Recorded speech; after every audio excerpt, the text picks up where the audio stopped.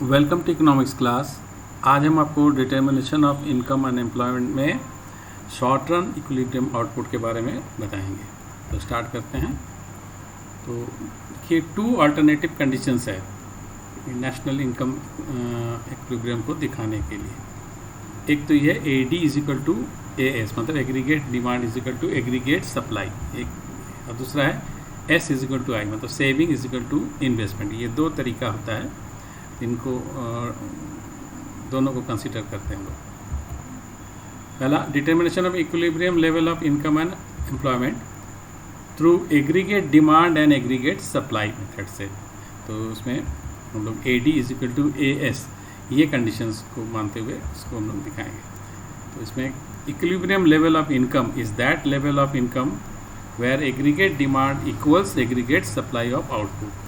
तो वो equilibrium level कौन सा होगा इसमें, जब एग्रीगेट डिमांड जो है एग्रीगेट सप्लाई के इक्वल होगा। ये एग्रीगेट डिमांड एग्रीगेट सप्लाई के इक्वल होगा।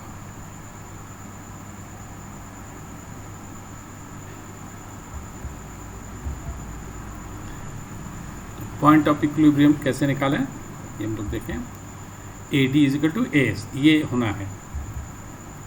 Diagrammatically, equilibrium level of income is determined at the point E, where aggregate demand curve intersects aggregate supply curve। तो इसको डायग्राम बना के हम लोग पहले देखेंगे ये पॉइंट E कैसा होगा। तो इस तरह से ग्राफ बना लेंगे। ये इधर OX में हम लोग एग्रीगेट सप्लाई लेंगे AS नेशनल इनकम, और OY में हम लोग एग्रीगेट डिमांड ले लेंगे। In the following figure, AD is the aggregate demand curve, whereas 45-degree line AS reflects the aggregate supply curve। तो देखें पहले बना के। तो ये जो है कर्व है AD, ये AD कर्व है डिमांड का, और ये 45-डिग्री लाइन बना लिया। ये रिप्रेजेंट करेगा एग्रीगेट सप्लाई को। ये हो गया, इसका इंटरसेक्टिंग पॉइंट ये है, ये पॉइंट है E, यहाँ पे A D is equal to A S. तो ये हो जाएगा पॉइंट ऑफ इक्विलिब्रियम इस मेथड से, A D is equal to A S method से। तो ये जो है, ये जो सप्लाई है ये आउटपुट है, तो ये जो इक्विलिब्रियम आउटपुट है।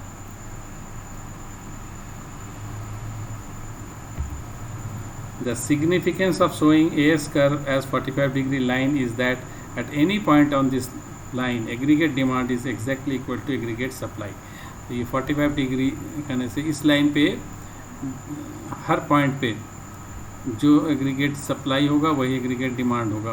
तो इस तरह से यहाँ इस पॉइंट पे भी वही है, ये दोनों जगह दोनों चीज़ यहाँ इंटरसेक्ट कर रहा है। तो यही है इक्विलिब्रियम पॉइंट, इसको हम लोग को एस्टैब्लिश करना है।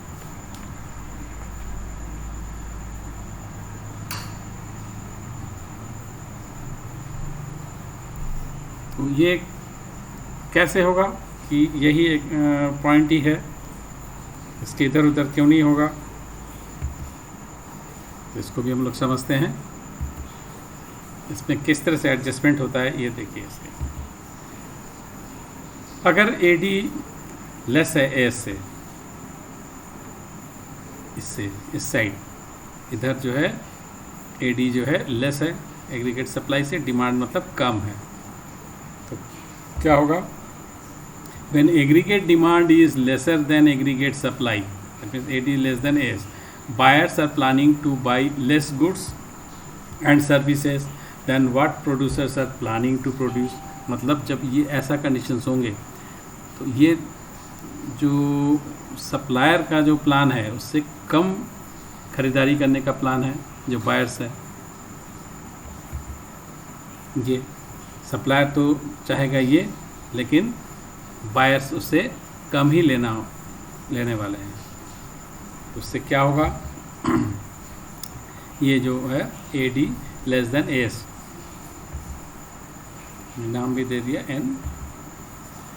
It will lead to rise in planned inventories above the desired level। तो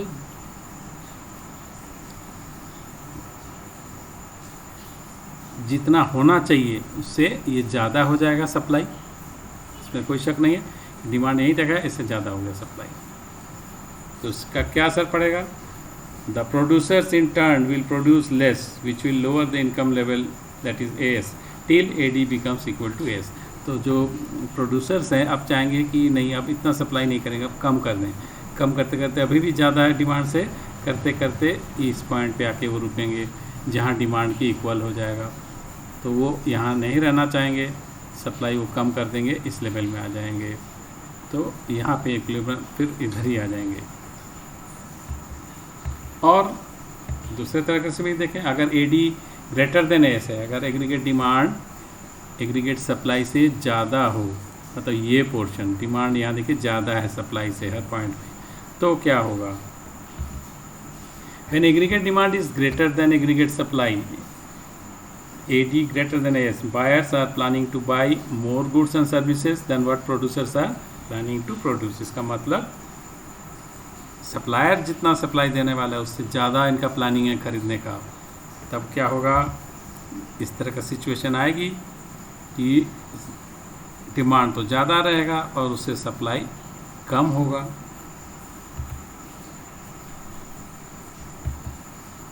ये सिचुएशन है ऐसा।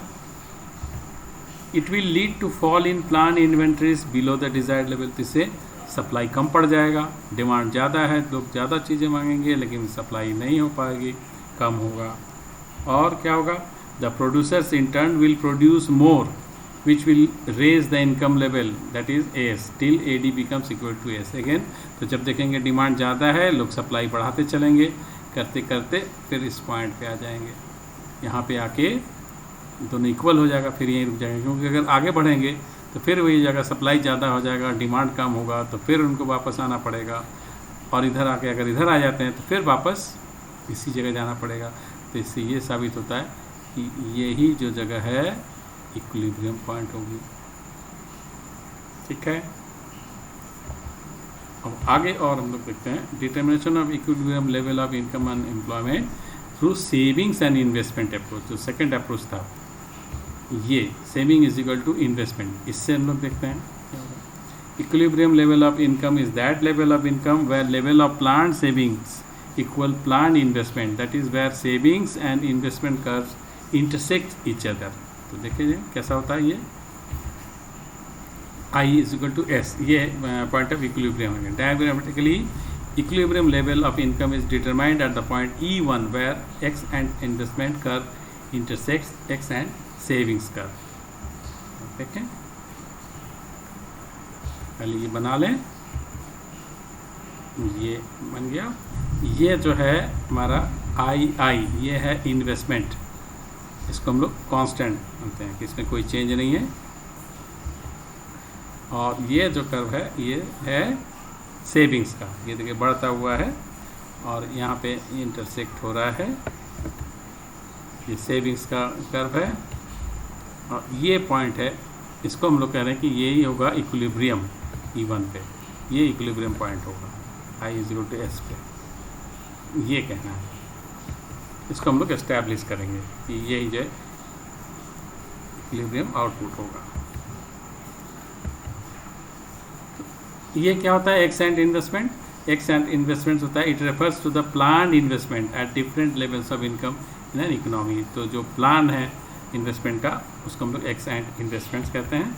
और एक्स एंड सेविंग्स क्या है? It refers to the plan savings at different levels of income in an economy, मतलब जितना सेविंग करने का प्लान है उसको हम लोग एक्स एंड सेविंग्स कहते हैं। तो दोनों उस जगह इक्वल होना चाहिए, जितना इन्वेस्टमेंट प्लान है और जितना सेविंग प्लान है, दोनों जहाँ इक्वल होगा वही होगा इक्विलिब्रियम पॉइंट। ये I ये जो है represent investment curve and SS represent saving curve, ये हम बता चुके हैं। तो इस तरह का देखिए इसका कर्व होगा। अब इससे हम लोग इसको इस्टेब्लिश करेंगे कि कैसे ये होगा। इसका एडजस्टमेंट मैकेनिज्म देख लेते हैं कि कैसे ये इसी पॉइंट पे ही इक्विलिब्रियम होने वाला है। अगर ये लेस होता है, इन्वेस्टमेंट जो है लेस होता है सेविंग से, ये जो पोर्शन है देखिए यहाँ पे ये लेस है। When X and investments are lesser than X and savings I less than S means buyers are planning to buy lesser output as to what producers are planning to produce. इसका मतलब है लोग saving ज़्यादा करना चाहते हैं, तो जितना ये प्रोडक्शन होने वाला है उससे कम लोग खरीदना चाह रहे हैं, ये होगी। इस तरह का कोई भी पॉइंट इधर अगर ले लें, यहाँ पे इन्वेस्टमेंट लेस है सेविंग से। It will lead to rise in plan inventories above the desired level. तो वही बात है कि जब लोग कम खरीदारी करेंगे तो जो स्टॉक है इन्वेंट्रीज वो ज़्यादा हो जाएगा। उससे क्या होगा, as a result the producers will cut down production leading to reduction of income till savings become equal to investment. तो वही प्रोड्यूसर जो है प्रोडक्शन कम कर देंगे, वही बिकेगा नहीं, तो ये रिड्यूस होता चलेगा जब तक कि ये इक्वल ना हो जाए दोनों का। और अगर इन्वेस्टमेंट ज़्यादा होता है, ये साइड देखिए इधर जो सेविंग से ज़्यादा है इन्वेस्टमेंट, तब क्या होगा, when ex ante investments are more than ex ante savings I greater than S means buyers are planning to buy more output as to what producers are planning to produce. तो जितना production होगा उससे ज़्यादा खरीदने वाले हैं लोग, तो क्या असर पड़ेगा। तो ये इधर का पॉइंट एक ले लिया, जैसे यहाँ पे इन्वेस्टमेंट ज़्यादा है, I greater than S. It will lead to fall in plan inventories below the desired level. तो वही इन्वेंट्री जो है कम पड़ जाएगी, लोग ज़्यादा डिमांड करना शुरू कर देंगे, तो नेचुरल है कि प्रोड्यूसर्स को बढ़ाना पड़ेगा। As a result the producers will raise production leading to increase in income till savings become equal to investment. तो फिर आके इस पॉइंट पे ही रुक जाएगा, उसका आगे बढ़ेंगे नहीं, आगे बढ़ने से फिर सेविंग ज़्यादा रह जाएगा, लोग कम खरीदारी करेंगे तो फिर वापस आ जाएगा। इस तरह से इधर से उधर मूवमेंट होगी। तो यही एक पॉइंट है जहाँ के वो स्थिर हो जाएंगे। तो यही पॉइंट जो होगा इक्विलिब्रियम का होगा।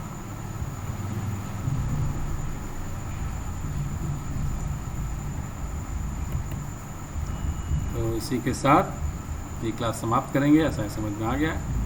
Thank you.